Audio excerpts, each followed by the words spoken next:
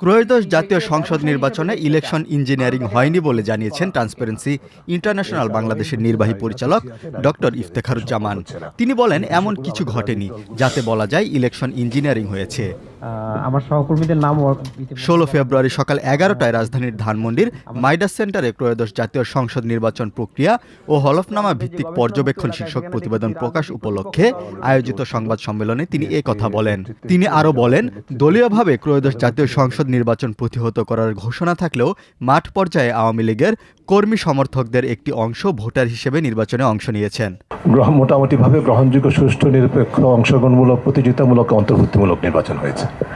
এখানে নির্বাচন ইঞ্জিনিয়ারিং, ঠিক এর পেছনে ইঞ্জিনিয়ারিং যদি থাকে সেটি অন্য বিষয় হতে পারে, কিন্তু আমাদের বিবেচনায় এরকম কোনো উপাদান পায়নি যেটাকে ইঞ্জিনিয়ারিং বলা যেতে পারে। যে বাংলাদেশ আওয়ামী লীগের নেতাকর্মীরা স্থানীয় পর্যায়ে নির্বাচনে সক্রিয়ভাবে অংশগ্রহণ করেছে, অন্য দলের সাথে যুক্ত হয়ে, অন্য দলে যোগদান করে, অন্য দলের প্রচারণায় অংশগ্রহণ করে, জয় বাংলা স্লোগানের সাথে ধানের শীষ বা দাঁড়িপাল্লায় ভোট দিন এই স্লোগান দিয়ে কিন্তু তারা অংশগ্রহণ করেছে, নেতা কর্মীরা সেটা করেছেন। ঠিক আছে, তো কাজেই আমরা কোন চুক্তিতে বলি যেটি বাংলাদেশ আওয়ামী লীগের নেতাকর্মীরা বা সমর্থকরা ভোট দেয়নি, এটা কোন পর্যায়ে করবে? এছাড়াও ট্রান্সপারেন্সি ইন্টারন্যাশনাল বাংলাদেশ টিআইবি এর পর্যবেক্ষণে উঠে এসেছে, নির্বাচনে অংশ নেওয়া প্রায় 99% প্রার্থী কোনো না কোনোভাবে নির্বাচনী আচরণবিধি লঙ্ঘন করেছেন। এর মধ্যে রয়েছে মুদ্রণকারী প্রতিষ্ঠানের তথ্যবিহীন প্রচার সামগ্রী ব্যবহার, যানবাহন সহ মিছিল, মশাল মিছিল ও শোডাউন, 5 জনের বেশি সমর্থক নিয়ে মনোনয়নপত্র জমা দেওয়ার মতো অনিয়ম। এছাড়া প্রতিপক্ষ প্রার্থীর পোস্টার, ব্যানার বা ফেস্টুন ছিঁড়ে ফেলা বা নষ্ট করার ঘটনাও পর্যবেক্ষণে উঠে এসেছে। আমরা দেখেছি আচরণবিধি লঙ্ঘনের ক্ষেত্রে আমি বিস্তারিত আপনাদের তুলে ধরা হয়েছে। আমি শুধু এইটুকু বলবো যে, রিপিট করবো, 99% আমাদের যে গবেষণার অন্তর্ভুক্ত আসনগুলো, সেখানে আমরা 99% প্রার্থী কোনো না কোনো আচরণবিধি লঙ্ঘন করেছেন, যার মধ্যে 58টি বিষয়ের উপরে কোনো না কোনো বিষয়ে আচরণবিধি তারা লঙ্ঘন করেছেন।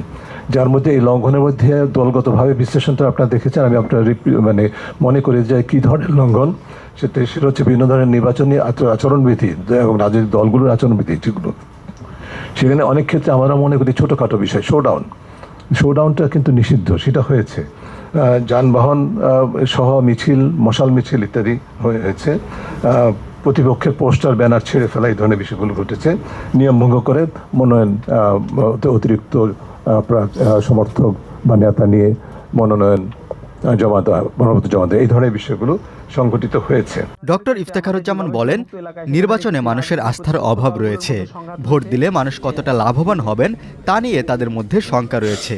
তাই 40% মানুষ নির্বাচনে ভোট দেননি। এবং আরেকটা বিষয় কাজ করেছে বলে আমি মনে করি, সেটা হচ্ছে যে যদিও একটা বিশাল পরিবর্তনের সম্ভাবনা নিয়ে এবার নির্বাচন, যেটি আমরা সবাই সকল জাতি সম্পূর্ণভাবে একমত, এবং সেই হিসাবে নির্বাচনটা হয়েছে, তার প্রতিফলন ঘটেছে। মানুষের প্রত্যাশা অনেক, বিশাল প্রত্যাশা, এবং সেই প্রত্যাশার উপর ভিত্তি করে নির্বাচন।